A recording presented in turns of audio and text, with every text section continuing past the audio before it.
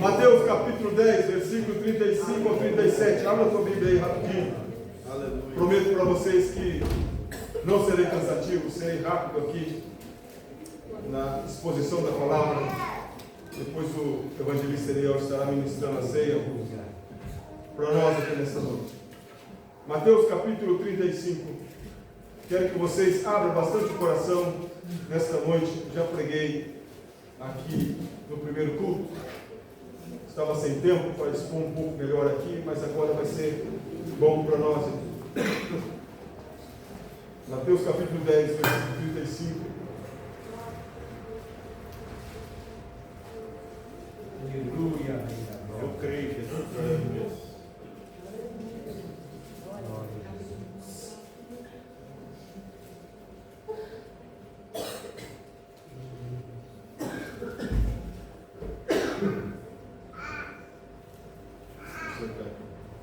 é capítulo 9, capítulo 9, versículo 35 ao 38. Diz assim a palavra do Senhor, pode ficar do jeito que você está mesmo. E percorria Jesus todas as cidades e aldeias, ensinando na sinagoga, pregando o evangelho do reino e curando todas as enfermidades e doenças entre o povo.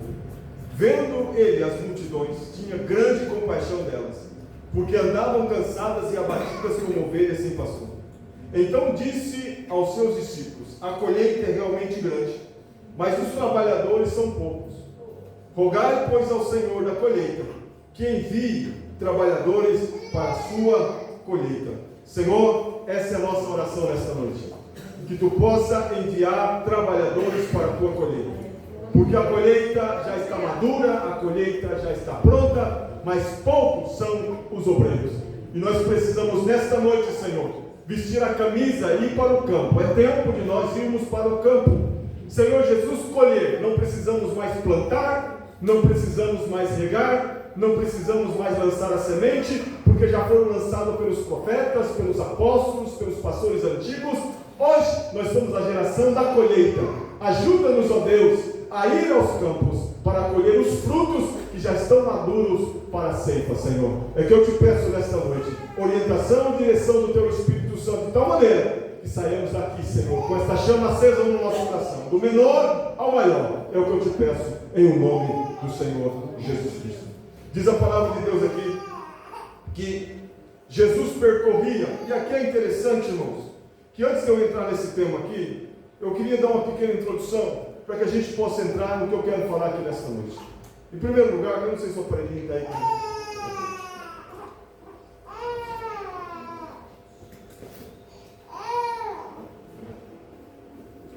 Obrigado. A Bíblia fala lá no livro de João, no capítulo 3, versículo 16, que diz que que Deus amou o mundo de tal maneira que deu seu Filho unigênito para que todo aquele que nele creia não pereça, mas tenha a vida eterna. Primeira coisa que nós devemos entender aqui é que Deus, Ele ama o mundo. E parece que tem uma contradição, porque lá no livro de Tiago fala que nós não devemos amar o mundo. A diferença é que quando o português, alguém traduziu para o português do grego e do hebreu, tem palavras no português que é muito pobre. No hebreu e no grego é muito rica. Então parece que é a mesma coisa, mas quando você vai no original, não é. Aqui, quando fala que Deus amou o mundo, não está falando do sistema do mundo, como diz no livro de Tiago. Quando Tiago fala que não ameis o mundo, ele está falando do sistema do mundo, das coisas do mundo, do que o mundo vive, do que o mundo corre atrás, do que o mundo suspira, do que o mundo ama. É esse sistema que está impregnado por Satanás, no qual João mesmo diz que o mundo jaz do maligno. Então, quando fala não ameis o mundo, está falando das coisas que tem no mundo. Aqui Deus ama o mundo. Aqui não é o mundo sistema, é o mundo pessoas, gente. Deus ama gente. Deus ama gordo, Deus ama magro, Deus ama intelectuais, Deus ama analfabeto, Deus ama bonito, Deus ama feio, Deus ama ricos, milionários, e Deus ama pobres e derrapados. Deus ama pessoas que têm, Deus ama pessoas que não têm, Deus ama pessoa que toma banho também, Deus ama pessoa que não toma banho, Deus ama pessoa que penteia o cabelo, Deus ama também pessoas que não penteiam o cabelo, Deus ama o mendigo, piolho, e Deus ama aquele que vive no maior cuidado com a sua higiene. Deus ama gente, independente de quem seja. Deus ama gente. Deus ama pessoas que têm alguma deficiência. Deus ama louco. Inclusive a palavra diz que nem o louco errará o caminho que conduz ao céu. Então Deus ama pessoas.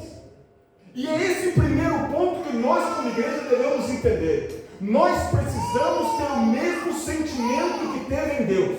Amou tanto o mundo que deu o que ele mais amava, o seu Filho. Então Deus ama o mundo. Deus tem paixão por gente. Deus gosta de gente. Crente, que é filho de Deus, ele tem que gostar de gente. Por isso que aqui na igreja eu sempre falo, irmão, você não pode manter intriga com o teu irmão. Vai ter problema? Vai. Alguém vai falar alguma coisa que vai te desagradar? Vai. Alguém vai te ferir? Vai. Alguém vai fazer coisas? Vai. Aqui vai. Por isso que o Senhor falou tanto sobre o perdão. Falou tanto sobre o perdão. Falou tanto sobre o perdão. Por que ele falou? Porque ferro com ferro se afia. Nós ferimos pessoas e pessoas também nos ferem. Isso é normal. O que não é normal é você guardar a ferida no coração. Quantos pais que têm ferida contra filhos e não fala? Quantos filhos que têm ferida contra pai e não fala? Quanto esposo tem ferida contra a esposa e não fala? Quanto esposa tem ferida contra o esposo e também não fala?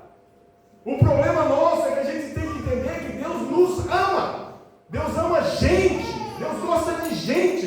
E crente que é crente ama o que Deus mais ama: gente. Então Deus ama o mundo. Em segundo lugar, no livro de João, no capítulo 6, versículo 40, mostra a vontade de Deus para o mundo.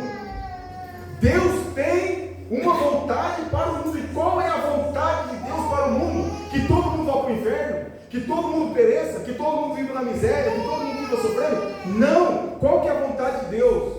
João 6,40 fala: porquanto a vontade daquele que me enviou é esta, que todo aquele que vê o Filho e crê nele tenha vida eterna. Ou seja, qual é a vontade de Deus? Que todo aquele que crê no Filho tenha vida eterna. Deus quer levar as pessoas para a eternidade juntamente com Ele.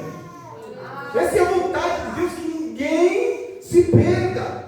Lucas capítulo 19, versículo 10 mostra que Deus tem uma missão para com o mundo. Deus tem uma missão no mundo, irmão.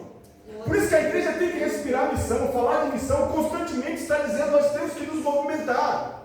Nós temos, porque Deus tem uma missão. Lucas 19, versículo 10 fala a palavra. Aqui mostra a missão de Deus. Porque o Filho do Homem veio buscar e salvar o que se havia perdido. Qual que é a missão de Deus?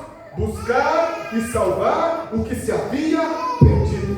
2 Timóteo, capítulo 2, versículo 4, fala a palavra: Deus quer salvar todo o mundo. Aqui cai por terra aquela doutrina ou doutrinação que querem colocar na cabeça, chamada predestinação. Que você é elegido, não importa o que você faça, de um jeito ou de outro, você vai ser salvo. E aqui o Senhor fala assim, porque alguns são destinados para a salvação e outros são destinados para a perdição. E aqui cai por terra. Porque diz a palavra: porque o Filho do Homem veio buscar e salvar o que se havia perdido. 2 Timóteo capítulo 1, versículo 4 fala: Deus nosso Salvador quer que todos os homens se salvem e venham ao conhecimento da verdade. Quinta coisa: o Pai deu o seu Filho para o mundo. O Pai deu o seu Filho para o mundo porque amou o mundo e ama o mundo.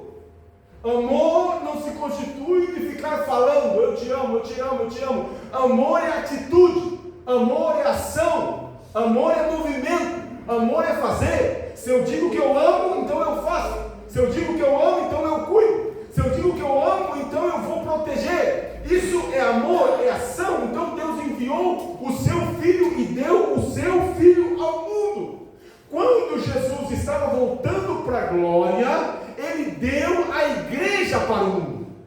Isso aqui é interessante, porque Deus deu o seu Filho para o mundo. Jesus veio ao mundo, levantou a sua igreja, eu edifico a minha igreja. E quando o Senhor edificou a sua igreja, Ele edificou a igreja com um propósito: eu vou subir ao céu e vocês vão dar continuação à obra que eu comecei aqui na terra. Então Jesus nos deu para o mundo e nós devemos amar gente, queridos. Glória a Deus. Nós devemos amar pessoas, assim como Deus ama. Nós somos um presente de Deus para o mundo. Significa que lá na escola, lá na universidade, lá no teu trabalho, lá na fábrica, lá no centro de comércio, lá no supermercado, lá na fila da UPA, lá na fila do banco, você é um presente e um representante de Deus naquele lugar. Olha o que diz o apóstolo São Paulo, 2 Coríntios capítulo 5, versículo 18 ao versículo 20, fala assim: aqui mostra a nossa responsabilidade como igreja. A igreja, ela tem privilégios, a igreja, ela tem proteção, a igreja é amada por Deus, a igreja é abençoada por Deus, a igreja é protegida por Deus, para que nós possamos cumprir a nossa missão. Então diz aqui, Paulo falando, reconciliar, a responsabilidade da igreja é reconciliar o mundo com Deus. Somos embaixadores. E tudo isso provém de Deus, que nos reconciliou consigo mesmo por Jesus Cristo e nos deu o ministério da reconciliação, de sorte que somos embaixadores da parte de Cristo, como se Deus por nós rogasse: rogamo-vos, pois, da parte de Cristo, que vos reconcilieis com Deus. Em outras palavras, nós somos a mídia, nós somos o intermediário entre Jesus Cristo e o mundo. Nós somos representantes legais de Cristo, e aqui nos fala que somos embaixadores.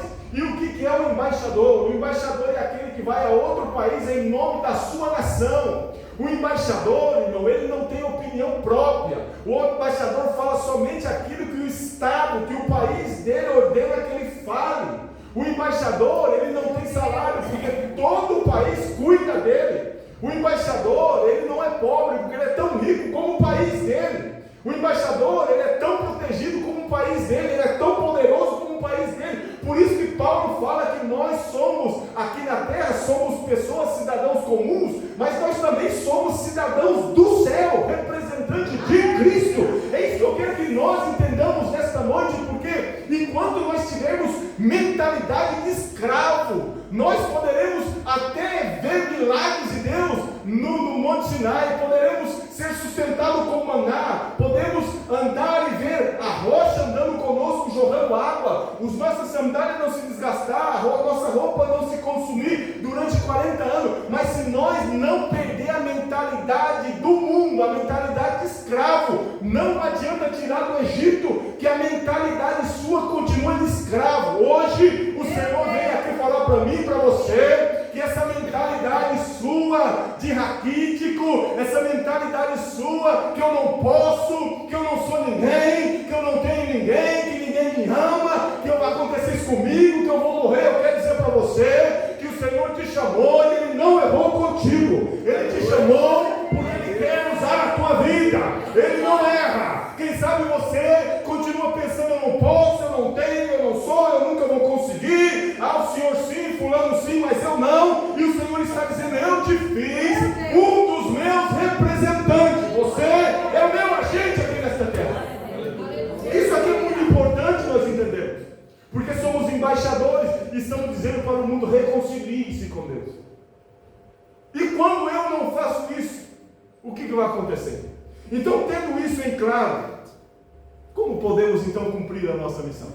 Porque sabemos que Deus ama o mundo, sabemos que a vontade de Deus é que o mundo seja salvo, que Deus tem uma missão, que é salvar toda a humanidade, que o Pai deu o Filho para o mundo, e o Filho deu nós, igreja, para o mundo. Então o que eu posso fazer? Se eu sou um embaixador, se eu sou um representante, tendo isso claro em minha mente, como podemos cumprir a nossa missão? Aí entra o texto que eu li com vocês aqui, no versículo 35, no capítulo 9, versículo 35 do livro de Mateus. Tem a primeira coisa que eu aprendo aqui, como representante de Cristo. Guarde isso no teu coração.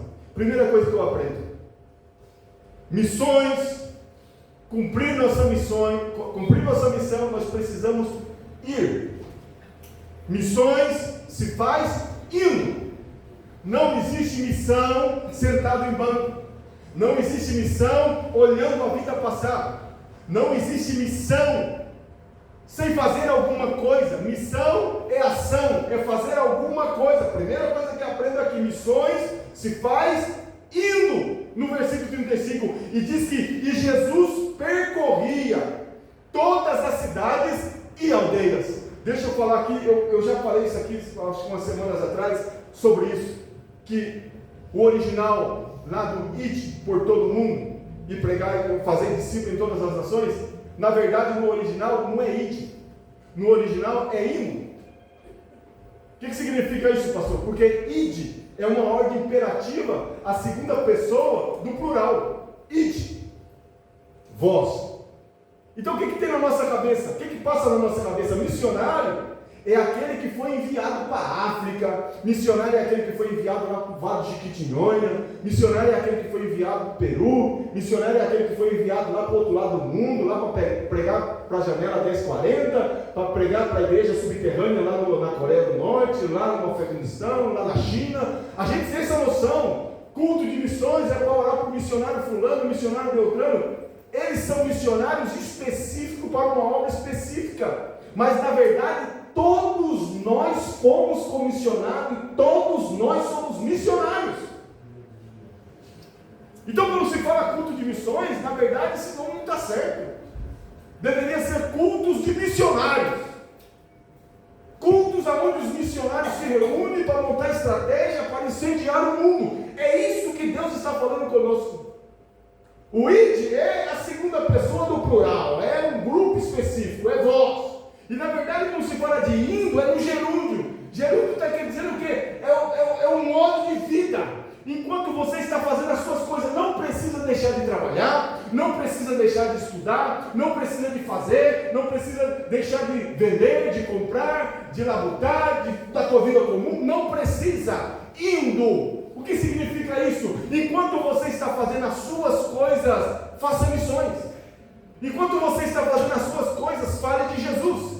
Enquanto você está fazendo, eu tenho que deixar tudo para ir fazer missões do outro lado do mundo, o Senhor está dizendo, não, aí o teu vizinho precisa de um missionário, o teu amigo de escola, de universidade, o teu amigo aí precisa de um missionário, e você é um missionário. Eu vou chamar um pastor para orar para o meu amigo, eu vou chamar o evangelista para pregar para o meu amigo. O Senhor está dizendo, não, você foi comissionado para isso, faça. Então missões se faz indo. Jesus percorria, enquanto Jesus ia, o que Jesus fazia? Ele ia pelas cidades, ele ia pelos vales, ele ia pelos locais, e o que Jesus Cristo fazia?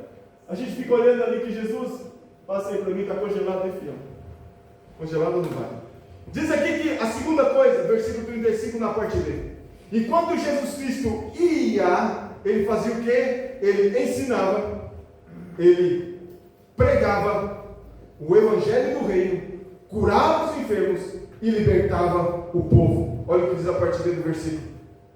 Jesus ia ensinando, pregando de aldeias, nas cidades, ensinando nas sinagogas, pregando o evangelho do reino e curando todas as enfermidades e doenças entre o povo. Então Jesus ia, e o que ele fazia? Ele ia ensinando. Ensinar é uma coisa, ensinar é você discipular alguém, mostrar para ele como se ora, mostrar para ele como se lê a Bíblia, mostrar para ele como se perdoa, mostrar a ele como se adora, mostrar a ele como ter uma vida cristã.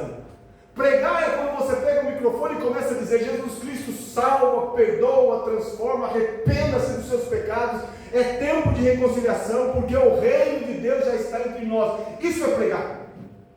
Aí o Senhor continua, mas não basta somente ensinar, não basta somente pregar, os sinais têm que seguir os missionários.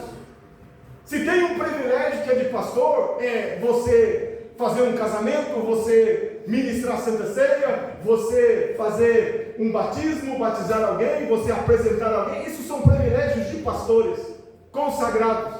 Mas se tem um privilégio dos privilégios que é para toda a igreja, é esse aqui, é cumprir o mandamento de fazer missões. É para todos nós, não tem ninguém aqui diferente. Por isso que lá no livro de Marcos, no capítulo 16, no versículo 18, fala assim: esses sinais seguirão aos que crerem. Ou seria, os sinais, irmão, eles seguem aqueles que fazem a obra enquanto está fazendo as suas coisas.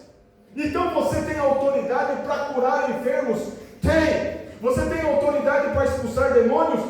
Tem. Deixe que o Espírito Santo te use de uma maneira poderosa. Então ensinar, pregar o Evangelho do Reino, curar e libertar o povo faz parte do ir. O interessante é que Jesus curava doenças e o Senhor também curava enfermidade. Eu falei aqui no primeiro culto que enfermidade é diferente de doença. Tem pessoas que estão doentes e não estão enfermas, e tem pessoas que estão enfermas e estão doentes. E qual é a diferença? Doença é algo diagnosticado. Você vai no médico e o médico olha e fala assim: você tem tal doença. Enfermidade é aquilo que os médicos estão procurando e você não encontra. Então ele fala para você assim: vou te mandar para o psiquiatra, porque o problema seu não é externo, não é físico, é emocional, é espiritual. Como eles não entendem nada do espírito, então ele fala: você está com algum problema mental. Aí você vai no psiquiatra, no psicólogo, ele te tope de calmante, que não vai resolver o teu problema, mas pelo menos acalma o teu corpo. Então o Senhor fala assim: olha, vocês têm que ir e curar os enfermos e também expulsar as doenças da vida das pessoas. Esses sinais têm que seguir a igreja. O que passa, irmão? Outro dia, eu já contei para a igreja, eu vou repetir uma vez mais. Outro dia eu estava passando de carro ali pelo Jardim Paulista, ali a Vila São Pedro, e eu passei da frente de um terreiro de Umbanda que tem ali, eu acho que é Umbanda ou Macumbaria, não sei bem. E eu passei lá, irmão, e antes de eu chegar, eu vi uma fila tremenda.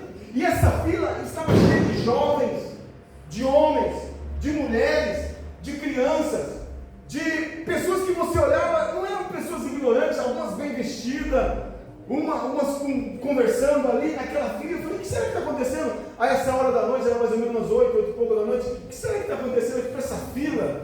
Pensei que ia ter jogo ali no estádio, ali perto do estádio, mas não era. Aí daqui a pouco, quando eu passo, estava tocando as tabacas, invocação lá dos demônios que conhece o nome por aí, e vai batendo, lotado lá dentro e uma fila lá fora, irmão, imensa, esperando sair um grupo para entrar o outro. E eu me perguntei o que leva jovens, homens, mulheres, gente que você olha, gente que aparentemente tem alguns que apareciam até pessoas intelectuais, com dinheiro, pessoas com condições boas economicamente, estudantes, universitários. O que faz essas pessoas aí? Sabe o que está acontecendo? O mundo está sedento de Deus. E quando ele vem na igreja, ele não vê operações mais, porque nós, como cristãos, não damos vazão ao Espírito Santo de Deus. O que o Iriel terminou de falar aqui sobre a oferta é algo muito profético, porque muitas vezes nós estamos pior que o diabo. Por que nós estamos pior que o diabo? Porque diz a palavra que o diabo crê, e ele crê tanto que treme. Mas o que ele crê não serve absolutamente para nada. Nós precisamos outra vez permitir que o Espírito Santo de Deus use a nossa vida com poder. Diz a palavra, e tem uma canção que diz a verdade: quem já pisou no lugar santo, em outro lugar não sabe estar. Se um dia você foi tocado por Deus, quem aqui recebeu uma bênção do Senhor um dia? Quem aqui foi tocado por Deus um dia? Eu quero dizer para você que o mesmo Deus que te tocou há anos atrás é o mesmo Deus que está aqui. Ele não muda e não pensou na revelação. Se você recebeu de graça, nós temos a obrigação de dar de graça para outras pessoas. Oh, aleluia! Nós precisamos voltar outra vez a entender isso. Ensinar, pregar o Evangelho é importante, mas temos que curar e libertar os oprimidos do diabo. Diz a palavra no versículo 36, que a terceira coisa que eu aprendo aqui, que eu tenho que tirar o foco de mim para ver os outros. O problema nosso aqui, irmãos, da igreja de uma forma geral, é o egoísmo. E o que é egoísmo? Para entender o egoísmo, tem que encontrar o antônimo de egoísmo. Qual que é o antônimo de egoísmo? Não é orgulho, né? O antônimo de egoísmo é altruísmo. E o que é altruísmo? Altruísmo é fazer bem sem querer nada a troca. Tem muitas pessoas que é orgulhosa, mas não é egoísta. E tem muito egoísta que não é orgulhoso. Mas todo orgulhoso, ele somente pensa no que ele pode adquirir para ele mesmo. Quando você olha para o Mar Morto, irmão, o Mar Morto é um mar morto. E sabe por que o Mar Morto é morto? O Mar Morto nasce nas colinas de Hermon, ao lado norte de Israel. Lado norte ou sul, se não me foge a memória. Sei que ele nasce nas colinas de Hermon. E ele desce, cruza todo Israel, corta Israel no meio. E ele desemboca no Mar Morto. O interessante é que quando ele desemboca no Mar Morto, a folha d'água do Mar Morto está a 400 metros abaixo do nível do mar. É uma precipitação. O mar está aqui, o nível do mar do mundo inteiro está aqui, e o nível do Mar Morto está aqui embaixo. Entre as colinas de Hermon, aonde nasce o Rio Jordão, e o Mar Morto, tem outro mar no meio, que na verdade não é um mar, é um grande mar, chamado Mar da Galileia, ou Mar da Genezaré. E esse mar da Genezaré, ele é um mar abundante. Se você for ver na Bíblia, os milagres de Jesus aconteceu lá, aquela pesca milagrosa, outra vez outra pesca milagrosa. Muitas coisas aconteceram no Mar da Galileia e produz muita riqueza até hoje em Israel. E por que é um mar rico em vida, em peixes, em frutos do mar? Por que é rico? Porque ele tem uma entrada, ele recebe, mas ele também tem uma saída, ele despeja. Ele tem um fluxo e ele tem um refluxo. Então ele tem vida, ele esbanja a vida, ele tem abundância, ele tem fartura. Mas quando esse rio chega no Mar Morto e desemboca no Mar Morto, o Mar Morto é morto por quê? Porque ele não tem vazão, ele não tem saída. Ele tem um fluxo, mas ele não tem um refluxo. Ele só recebe. E por ele receber, na natureza é um símbolo de egoísmo, porque ele somente recebe. E ele recebe tanto e não doa, que ele morreu. Qual que é o nosso problema? Muitas vezes eu fico preocupado na igreja. Quando nós começamos a receber muito e não doamos, a nossa tendência é morrer. E qual que é o problema da morte do Mar Morto? Indigestão. Ele não consegue digerir o que ele come. E ele come tanto que ele vai ali, vai ali, vai ali. E não tem vida. De tanto sal que tem naquele mar, não produz vida nenhuma.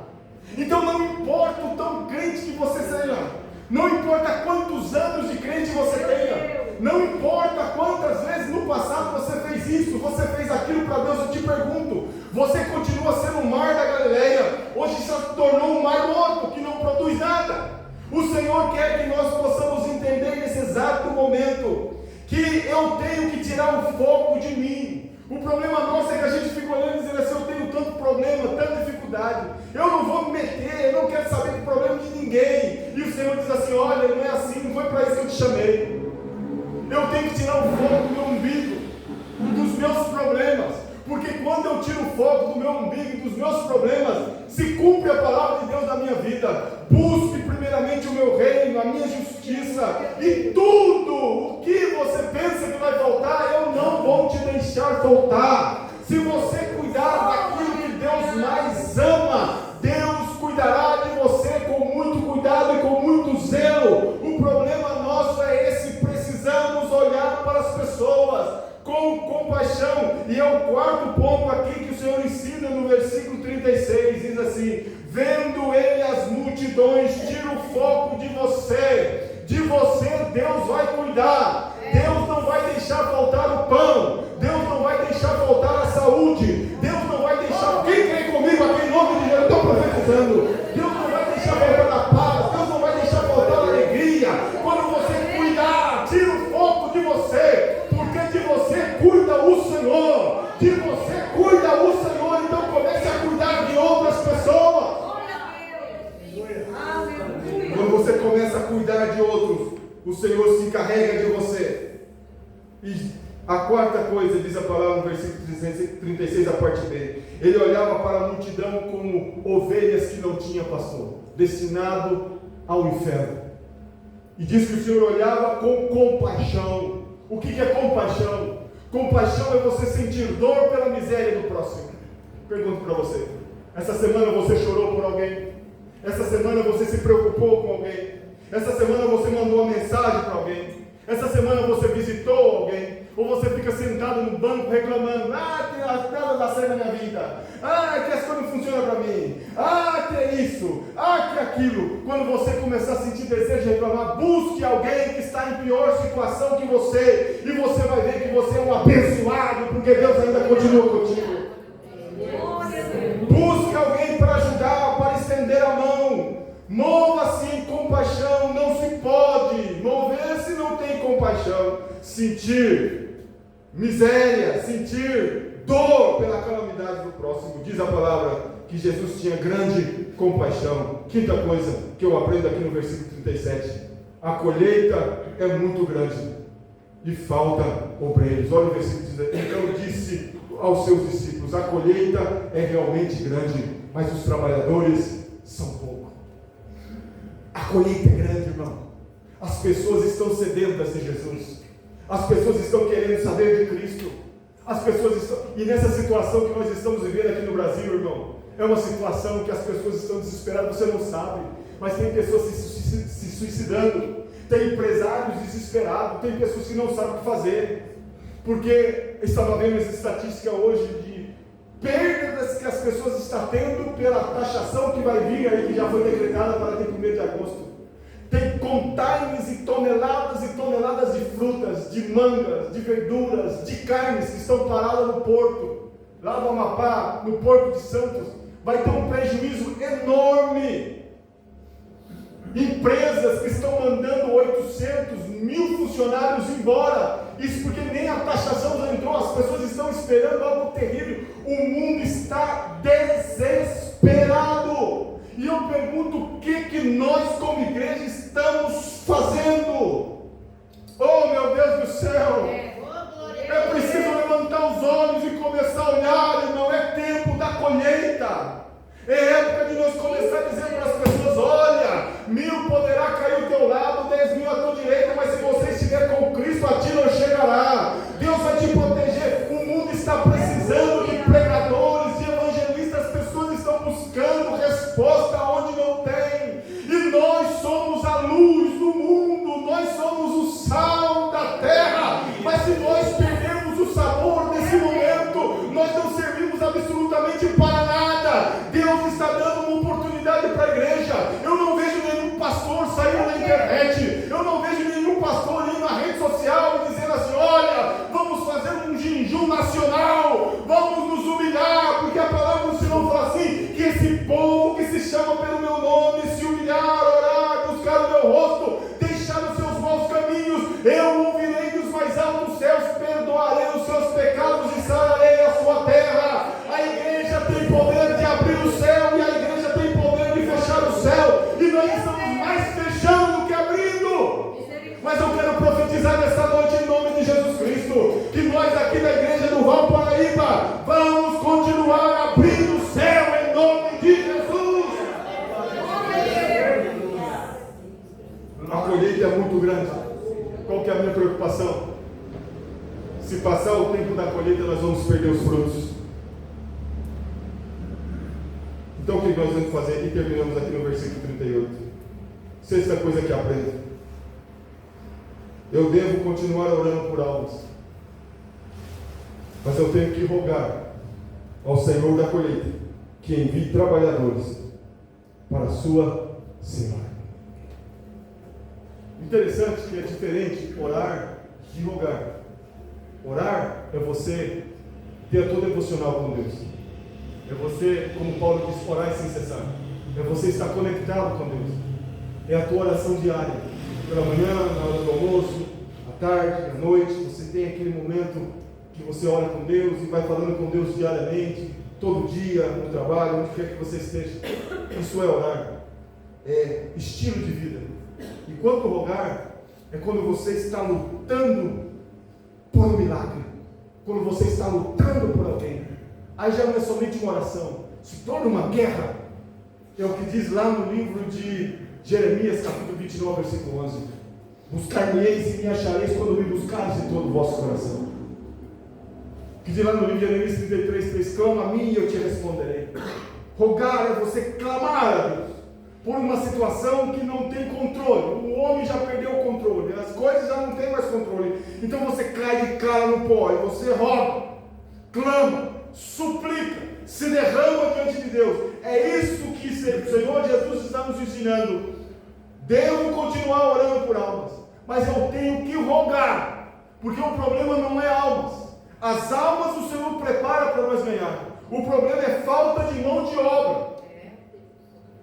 É falta de obreiros. Então o Senhor fala assim: rogue para que o Senhor da colheita envie trabalhadores para a sua colheita.